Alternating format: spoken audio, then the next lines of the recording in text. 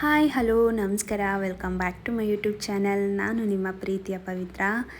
So first of all ಎಲ್ಲರಿಗೂ really sorry. ಯಾಕೆ ಅಂತಂದರೆ ಗಾಕ್ಟಲ್ ಚಾಲೆಂಜ್ ಮಾಡ್ತೀನಿ ಅಂತ ಹೇಳಿಬಿಟ್ಟು ಇವತ್ತು ನಾನು ವ್ಲಾಗ್ ವಿಡಿಯೋ ಅಪ್ಲೋಡ್ ಮಾಡ್ತಾಯಿದ್ದೀನಿ. ಸೊ ರಿಯಲಿ ಸಾರಿ ಬಿಕಾಸ್ ನನಗೆ ಗಾಕ್ಟಲ್ ಚಾಲೆಂಜ್ ಮಾಡೋಕ್ಕಾಗ್ತಾಯಿಲ್ಲ. ಸೊ ಸದ್ಯಕ್ಕೆ ನಾನು ಮಾಡೋದಿಲ್ಲ, ಮುಂದೆ ಮಾಡ್ತೀನಿ. ಯಾಕೆ ಅಂತಂದರೆ ನಮ್ಮ ಪಾಪು ನೋಡಿದಿರಲ್ಲ, ನಾನು ಬಾಯೆಲ್ಲ ಹಂಗೆ ಕಟ್ಕೊಂಡು ಮಾಡುವಾಗ ಅವಳು ಹೇಗೆ ರಿಯಾಕ್ಟ್ ಮಾಡ್ತಾಳೆ ಅಂತ ನಂಗೆ ಯಾಕೋ ಪಾಪ ಅನಿಸುತ್ತೆ. ಸೊ ಅವಳು ನೋಡಿ ಒಂಥರ ಏನೋ ಒಳಗಡೆನೇ ಹೆದರ್ಕೋತಾಳೇನೋ, ಗಾಬರಿ ಆಗ್ತಾಳೇನೋ ಅಂತ ಅನಿಸ್ತಾ ಇರುತ್ತೆ. ಅದಕ್ಕೆ ಅವಳು ಭಯ ಪಡ್ತಾಳೆ ಅಂತ ಒಂದು ರೀಸನ್ಗೋಸ್ಕರ ಮಾಡೋದು ಬೇಡ ಅಂತ ಅನ್ನಿಸ್ತು ನನಗೆ. ಹಾಗಾಗಿ ಸೊ ಮುಂದಿನ ದಿನಗಳಲ್ಲಿ ಯಾವಾಗಾದರೂ ಮಾಡ್ತೀನಿ. ಸೊ ಅದಕ್ಕೆ ನಾನಿವಾಗ ಏನು ನನ್ನ ಮೊದಲನೇ ವ್ಲಾಗ್ಸ್ ಆ ಥರ ಅಂದರೆ ಮೊದಲನೇ ವ್ಲಾಗ್ಸ್ ನಾನು ಅಪ್ಲೋಡ್ ಮಾಡ್ತಿದ್ನಲ್ಲ, ಸೊ ಅದೇ ಥರನೇ ಇವಾಗ ಸ್ವಲ್ಪ ಡೈಲಿ ರೂಟೀನ್ ವ್ಲಾಗ್ಸ್ನ ಅಪ್ಲೋಡ್ ಮಾಡೋಣ ಅಂತ ಅಂದ್ಬಿಟ್ಟು ನಾನು ಇವತ್ತಿನ ವಿಡಿಯೋ ಅಪ್ಲೋಡ್ ಮಾಡ್ತಾಯಿದ್ದೀನಿ. ಸೊ ಆ್ಯಸ್ ಯೂಶ್ವಲೇ ನಾನು ಬೆಳಿಗ್ಗೆ ಸ್ವಲ್ಪ ಎದ್ದಾಗ ಲೇಟೇ ಆಗಿತ್ತು. ನಾನು ಇವಾಗ ಕನ್ಸೀವ್ ಇರೋದ್ರಿಂದ ನನಗೆ ಸ್ವಲ್ಪ ಟಯರ್ಡ್ ಅನಿಸುತ್ತೆ. ಬೆಳಿಗ್ಗೆ ಬೇಗ ಎದ್ದು ಎಲ್ಲ ಕೆಲಸ ಮಾಡೋದಕ್ಕಾಗಲ್ಲ. ಸೊ ಅದಕ್ಕೆ ನಿಧಾನಕ್ಕೆ ಎದ್ಬಿಟ್ಟು ಎಲ್ಲ ಸ್ಲೋ ಆಗಿ ಕೆಲಸ ಮಾಡ್ಕೋತೀನಿ. ಬೆಳಿಗ್ಗೆ ಎದ್ದು ಬ್ರೇಕ್ಫಾಸ್ಟ್ ಮಾಡೋದ್ರಿಂದ ಹಿಡಿದು ಪಾಪುಗೆ ಸ್ನಾನ ಮಾಡಿಸಿ ಪ್ರತಿಯೊಂದು ಕೆಲಸನೂ ಮಾಡಬೇಕಲ್ವ. ಸೊ ಒಬ್ಬಳೇ ಇರೋದ್ರಿಂದ ಸ್ವಲ್ಪ ಟಯರ್ಡ್ ಅನಿಸ್ತಾ ಇರುತ್ತೆ.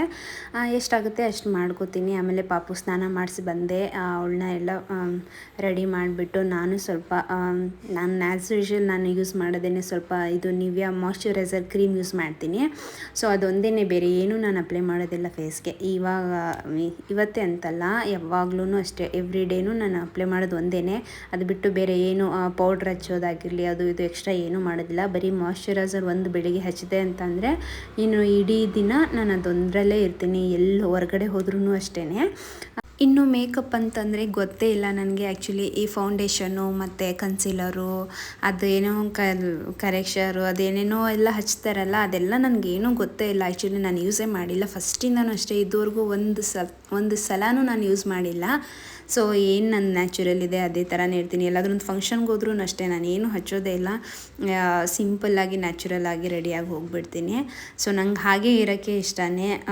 ಜಾಸ್ತಿ ಮೇಕಪ್ ಮಾಡಿಕೊಂಡು ಚೆನ್ನಾಗಿ ಕಾಣಿಸ್ಬೇಕು ಅಂತ ಮೇಕಪ್ ಮಾಡ್ಕೊಳ್ಳೋದು ನನಗೆ ಇಷ್ಟನೇ ಇಲ್ಲ. ದೇವ್ರು ಹೇಗೆ ಒಂದು ನಮ್ಗೆ ಸೌಂದರ್ಯ ಕೊಟ್ಟಿದ್ದಾನೋ ಅದನ್ನೇ ಹಾಗೆ ಇದ್ದರೆ ನನಗೇನೋ ಹಾಗೆ ಇಷ್ಟನೇ. ಏನಕ್ಕೆ ಮೇಕಪ್ ಮಾಡಿಕೊಂಡು ನಮ್ಮ ಬ್ಯೂಟಿನೇನು ಎನ್ಹಾನ್ಸ್ ಮಾಡಿಕೊಂಡು ಏನೋ ಚೆನ್ನಾಗಿ ಕಾಣಿಸ್ಬೇಕು ಅನ್ನೋ ಥರ ಆ ಥರ ಎಲ್ಲ ನಂಗೆ ಆಸೆ ಇಲ್ಲ. ದೇವ್ರು ಹೆಂಗೆ ಕೊಟ್ಟಿದ್ದಾನೋ ಹಾಗಿರಬೇಕು. ಸೊ ಅದು ನನ್ನ ಆಸೆ. ಸೊ ಇದಾಗಿತ್ತು. ಅದಾದಮೇಲೆ ನಾನು ರೆಡಿ ಆಗಿಬಿಟ್ಟು ಪಾಪುಗೂ ನಾಷ್ಟ ಮಾಡಿಸಿ ನಾನು ನಾಷ್ಟ ಮಾಡಿ ಸ್ವಲ್ಪ ಕೆಲಸ ಇತ್ತು, ಎಲ್ಲ ಮಾಡ್ತಾಯಿದ್ದೆ.